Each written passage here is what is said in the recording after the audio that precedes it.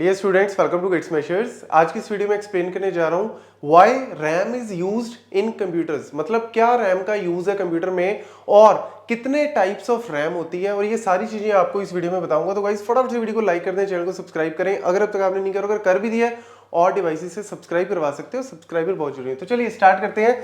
Y RAM, actual में RAM है क्या? Random access memory. अब यार ये जो रैंडम एक्सेस मेमोरी है ये है तो क्या? टेम्परेरली यूज कर लिए यूज करते हैं। मतलब यहां पे जो डेटा है वो टेम्परेरली स्टोर किया जाता है, परमानेंट स्टोर तो नहीं किया जाता। बट फिर भी इतना क्या इंपॉर्टेंस है इसकी कि ये कंप्यूटर्स के अंदर यूज होती है। तो सबसे पहला जो सबसे वास्ट रीजन है that is what? Fast memory access. यहां पे जितना भी अगर मैं बात करूं हमारी हार्ड डिस्क की, different types of memory use करते हैं। जैसे हार्ड डिस्क है, रैम है, रजिस्टर्स है, कैश मेमोरी है, multiple types of memories use की जाती हैं। अब यार ये जो हार्ड डिस्क है इसके एडवांटेज क्या है कि परमानेंट स्टोर कर सकते हैं, लेकिन डिसएडवांटेज क्या है? स्पीड स्लो है कंपैरेटिवली। अगर मैं सीपीयू की बात करूं तो सीपीयू जो है वो एक इंस्ट्रक्शन को अगर लेट से 1 माइक्रोसेकंड में करता है तो वो वाला 1 मिलीसेकंड में कर रहा है, हार्ड डिस्क 1 मिलीसेकंड में काम कर रहा है। तो यार दोनों के बीच में स्पीड की कंपैटिबिलिटी का डिफरेंस है। तो इसीलिए रैम जो है वो बहुत ज्यादा वास्टली यूज की जाती है, क्योंकि फास्टर एक्सेस किया जा सकता है इसमें से डेटा को। तो सीपीयू को जब भी डेटा चाहिए तो ये बीच में रैम बैठी है, तो रैम ने क्या करना है? वो डेटा निकाल के सीपीयू को देना है। टेम्परेरी स्टोरेज है, परमानेंट स्टोरेज तो नहीं है। एक्चुअल में आर्किटेक्चर होता क्या है कि जो मेरा सीपीयू है, सीपीयू कनेक्टेड होता है रैम से, और रैम जो है वो आगे कनेक्टेड होती है मेरी सेकेंडरी मेमोरी से। क्योंकि मैंने पहले ही बताया कि सीपीयू और रैम के बीच में क्या दिक्कत है? इनकी स्पीड का इशू है। इसकी स्पीड बहुत ज्यादा हाई है और इसकी स्पीड जो है वो कंपैरेटिवली कम है। तो बीच में हमने क्या लगा दिया? रैम लगा दिया, ताकि जो भी मेरा डेटा परमानेंट स्टोर है, एक्चुअल में है क्या, जो परमानेंट स्टोर होता है, जो सेकेंडरी मेमोरी में डेटा परमानेंट है, उसको हम बोलते हैं प्रोग्राम। प्रोग्राम मतलब जो स्टैटिक पड़ा है, जो खाली बैठा है, जो आइडल है, लेकिन जैसे ही मैंने उसमें से कुछ एग्जीक्यूट करना है, उसको रन करना, हम बोलते हैं ना प्रोग्राम को एग्जीक्यूट करो, पर्टिकुलर फाइल को रन करो।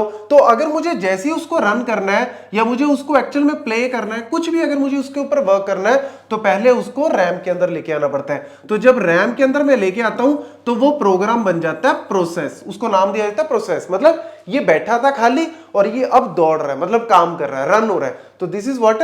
प्रोसेस। लेकिन यहां पे होता वो टेम्परेरली है, ऐसा नहीं कि परमानेंट स्टोर है, टेम्परेरी। तो सीपीयू ने भैया जो भी काम करना है इसके अंदर, जो भी एडिशन सब्ट्रैक्शन, जो भी आपने इसके ऊपर काम करना है वो काम करो, और उसके बाद परमानेंटली वो चेंजेस जो है वो सेव कर दो सेकेंडरी मेमोरी के अंदर।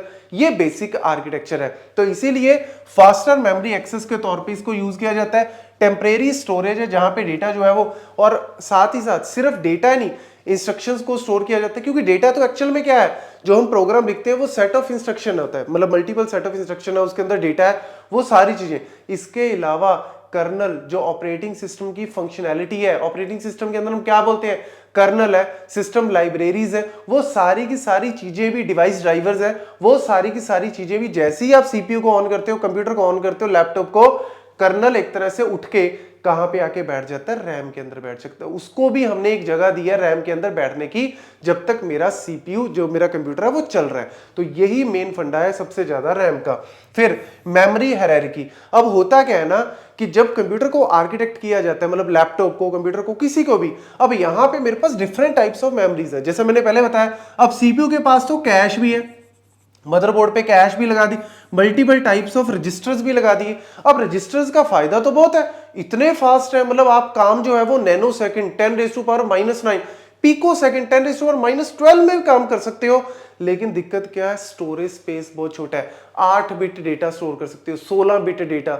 भैया अगर मुझे पिक्चर स्टोर करनी है एक, आज तो पिक्चर भी एक सिंपल सी छोटी सी फोटो भी मेरी एमबीज में होती है, तो फिर मैं कैसे स्टोर कर सकता हूं? नहीं, मुझे ऐसी चाहिए जहां पे मैं बड़ी बड़ी चीजें स्टोर कर सकूं। फिर वो कहते हैं ठीक है जी, सेकेंडरी मेमोरी है, आपके पास एसएसडीज है, हार्ड ड्राइव्स है, आप उसमें स्टोर करो।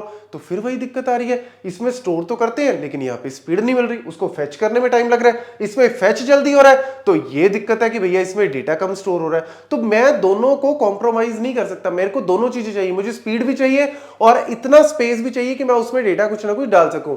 तो इसीलिए इंट्रोड्यूस किया गया रैम। तो इसीलिए मेमोरी हायरार्की में रैम का बहुत मेन पर्पस है, ताकि आपको स्पीड भी मिले और स्टोरेज भी मिले, लेकिन वो स्टोरेज होता टेम्परेरी ही है।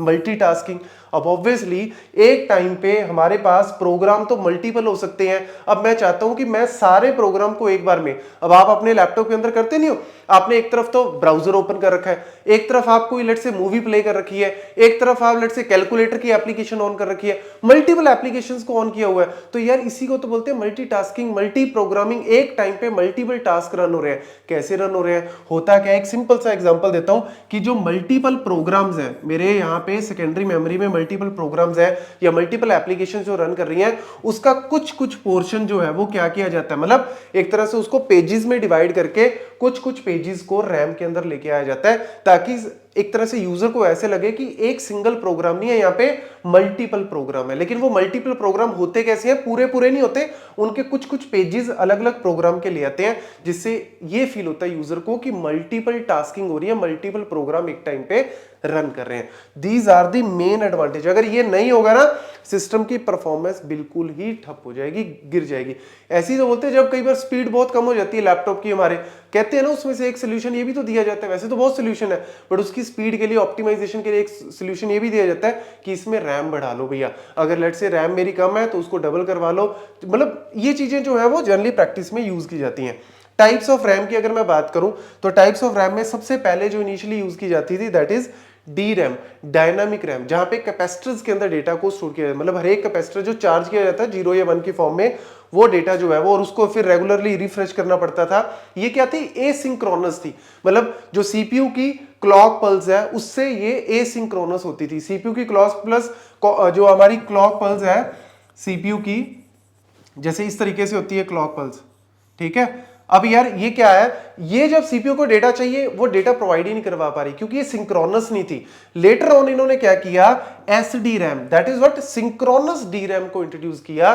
और सिंक्रोनस डी रैम में क्या दिक्कत थी, मतलब क्या एडवांटेज क्या आई, कि इसने सिंक्रोनाइज कर लिया सीपीयू की क्लॉक के साथ। तो जैसे ही सीपीयू को डेटा चाहिए, मतलब हायर परफॉर्मेंस होगी, हायर डेटा ट्रांसफर रेट होने लगी, जल्दी से डेटा ट्रांसफर होने लग गया, सीपीयू को जब चाहिए डेटा जो है वो अवेलेबल होने लग गया। और बीच में एक I static RAM. Static RAM में क्या था, यहाँ पे फ्लिप फ्लॉप्स में डेटा को, ये जो बाकी जितनी भी रैम्स है, मतलब ये वाली, इन सब में डेटा को कैपेसिटर्स में स्टोर किया जा सकता है। मतलब आपकी जो चिप बनती थी वो मल्टीपल कैपेसिटर्स को जोड़ के बनती थी और उसमें डेटा को रखा जाता था।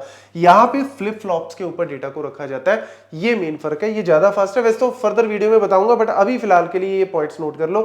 देन उसके बाद आई डीडीआर, डबल डेटा रेट है, ये भी एसडी है, ये भी आपकी सिंक्रोनस डीरैमी, लेकिन डबल डेटा रेट। इसमें क्या एडवांटेज आई कि जब आपकी क्लॉक पल्स जो है वो अपवर्ड जा रही है, उस टाइम पे भी डेटा ट्रांसफर हो रहा है, और जब वो डाउनवर्ड जा रही है, मतलब एक ही क्लॉक पल्स में दो बार डेटा ट्रांसफर रेट होने की कैपेबिलिटी थी, तो उससे डेटा रेट, जो स्पीड थी डेटा ट्रांसफर की, वो बहुत ज्यादा होगी, डबल होगी। So that is what the advantage of these types of different RAMs. तो ये सारे पॉइंट्स नोट कर लेना, इनमें से कोई ना कोई क्वेश्चन जो है वो जरूर बन के आएगा।